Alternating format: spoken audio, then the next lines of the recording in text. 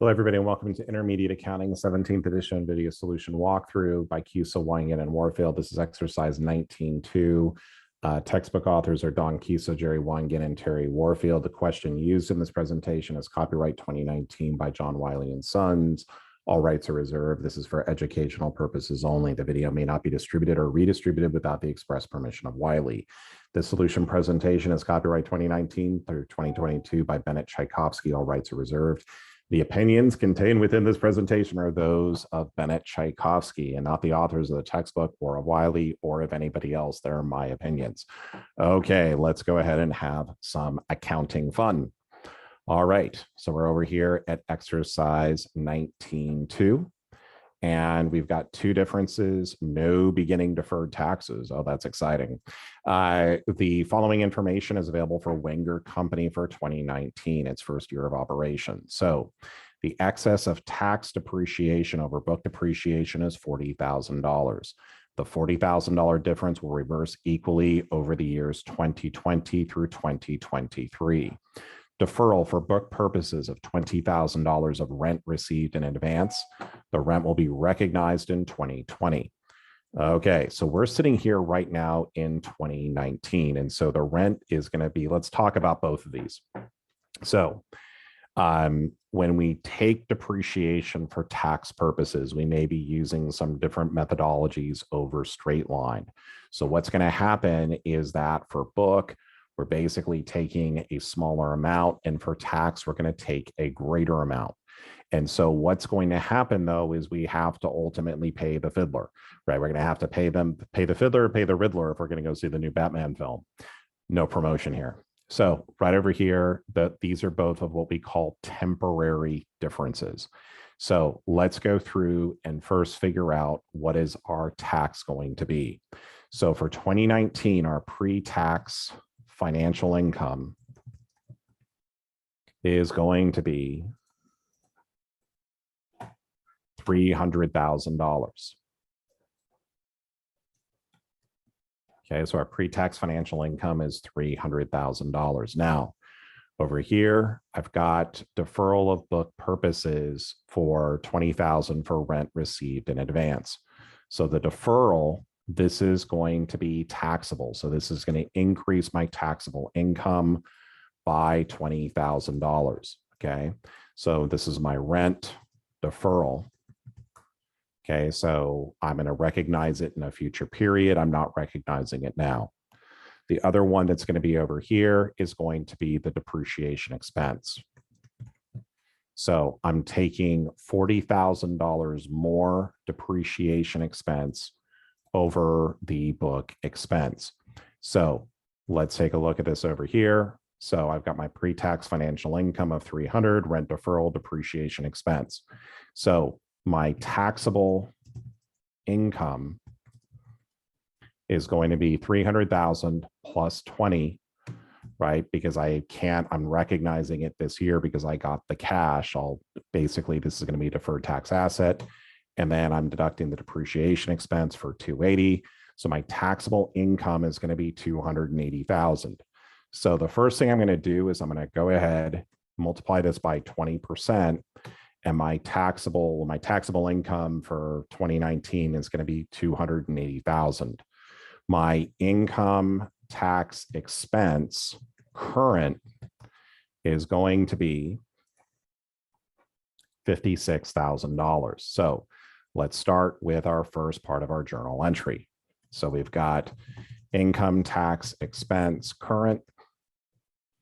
This is going to be $56,000. We're going to credit income taxes payable current for $56,000.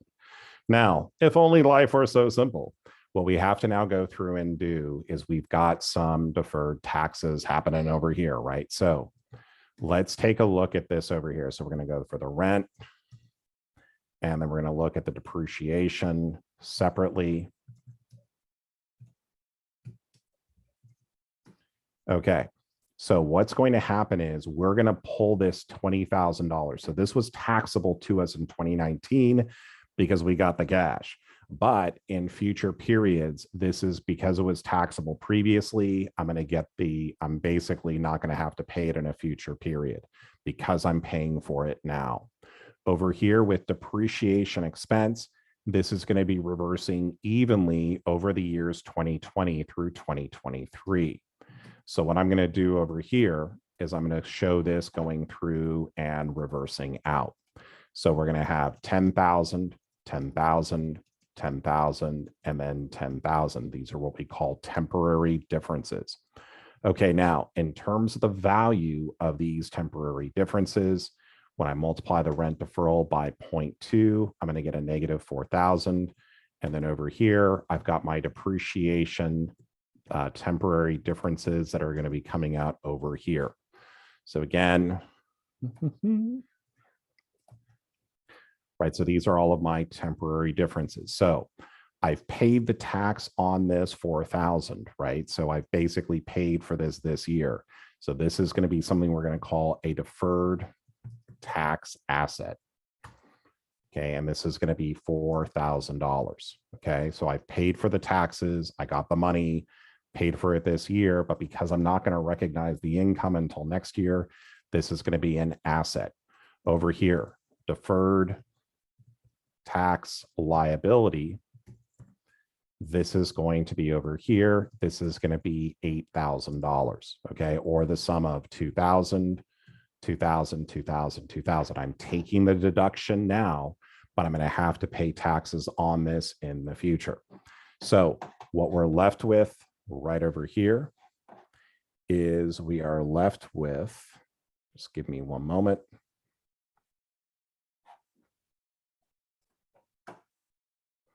So my income tax expense deferred is going to be, well, what do I need to go over here and balance? Well, I've got 60,000 over here. I've got 64 over here. So I need 4,000 to balance. And I am now good to go.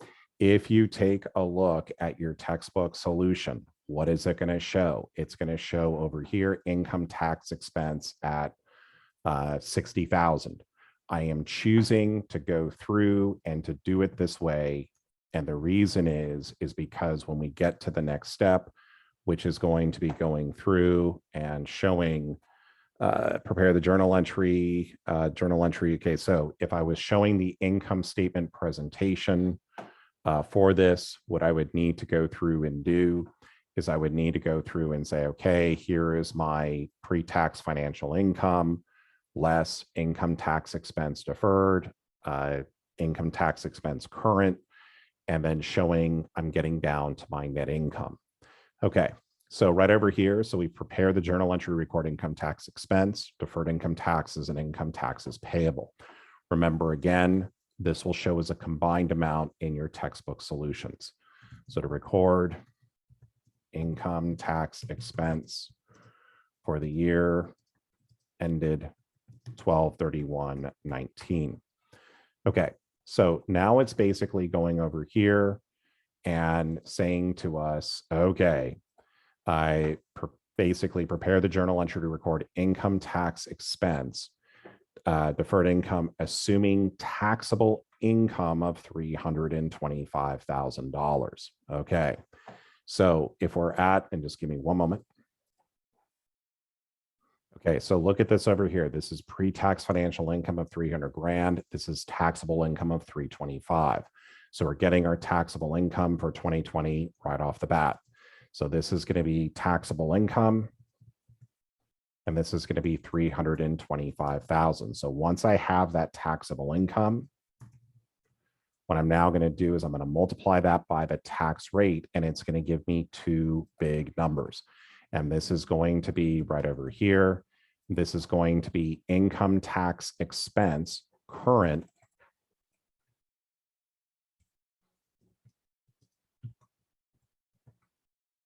of 65,000, and then income taxes payable of 65,000. Okay, so that's our first stop, right? They give us a taxable income. This is what we have. But at the same time, we also have some other things happening. right? Is this deferred tax asset still an asset for us at the end of 2020? The answer is no, because in 2020, we've received the benefit of it. So what I'm going to do is I'm going to credit the deferred tax asset of $4,000. Okay, now looking at this over here. So remember, this was set up for this rent, right? We basically had to pay taxes on it in 2019, but in 2020, I'm recognizing it for financial statement purposes. So what I'm going to go through and do now is go ahead and basically I recognize it financial statement income, but I don't have to pay taxes on it because I did it previously. So I'm going to go ahead and credit the deferred tax asset that I created over here from 2019. Okay, now when it comes over here though, to the deferred tax liability, I'm only recognizing here it for the year 2020 because I still have 3 years left. So over here, I'm going to basically show deferred, deferred tax liability. I'm going to decrease that by 2,000. Okay, so again, this 8,000 was from 2020 through 2023. I'm recognizing it for 2020 because I'm no longer going to get the benefit of that. So right over here, at least for this particular year. So now what I'm ready to go through and do is I'm saying to myself, okay, I've got 67,000 of debits and 69,000 of credits. What do I need to do to balance? So to balance the force, what I'm going to go through and do is I'm going to go through and say, I need 2,000 to create balance in the force. Wow. And it's not even May the 4th yet. So right over here, what I'm going to go ahead and do, this is going to be income tax expense deferred. Okay, so right over here. So I've got income tax expense deferred. When you go through and look at how this is going to go through and look, what you're going to see happening over here is you're going to basically see this over here at 67,000. So they're going to combine it in the solution. I'm just showing it is still going to be income tax expense. I'm just showing this going to be a little bit differently. So hope you enjoyed this walkthrough solution. I want to thank you for being here today. I want to thank Wiley. I also want to thank Becker CPA Review. And I mentioned this in the video for exercise 19.2. I was using, before I was starting these problems, I was using the Becker materials. I would strongly recommend to you to use a CPA reviewer materials for some of these chapters here. So that way, when you're transitioning and beginning a study for the CPA exam, it's not as challenging. So in any event, I look forward to seeing you on the next video. Have a great day.